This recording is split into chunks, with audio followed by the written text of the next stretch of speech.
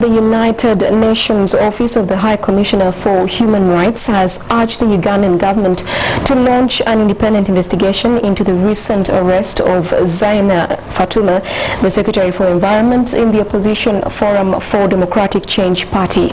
The call was made by the UN body's country's representative at a UN conference in Kampala. Police OHCHR has more.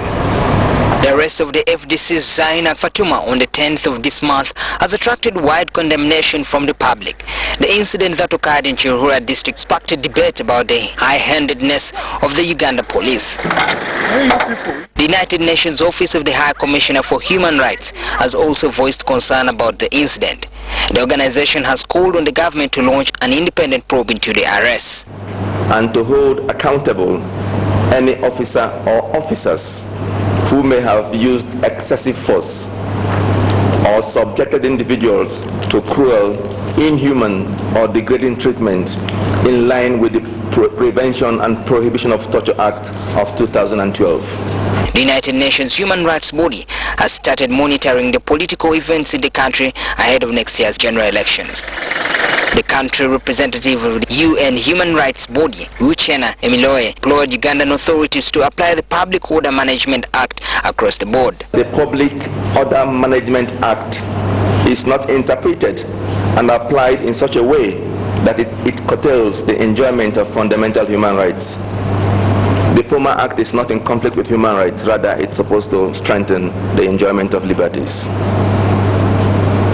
And most importantly, the restrictions that are being alleged are not derived from the POMA.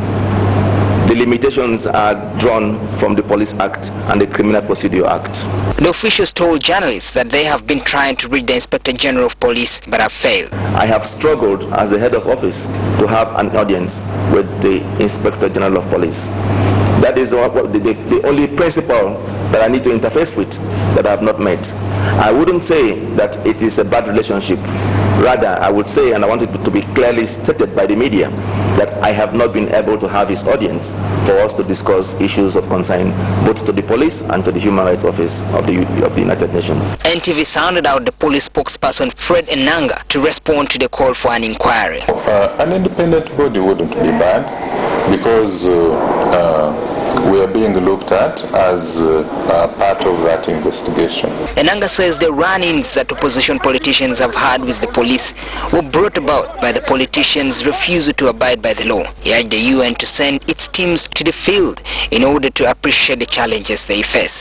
They always do their activities, you know, at all these formal meetings and having dialogue and so on, without having a trickle-down effect to the person at the lowest level, the peasant of this country, who has to get to be sensitized, be made aware. The United Nations Human Rights Body has come out to say that the Public Order Management Act can't be used to underwrite fundamental human rights. Now they are demanding for special investigations into the acts of the police and the opposition that has been going on for the past few days. But can the special investigations really bring out the report that the country is willing to wait? Dozens of reports on inquiries, however, are gathering dust on shelves without being implemented. More research, all NTV.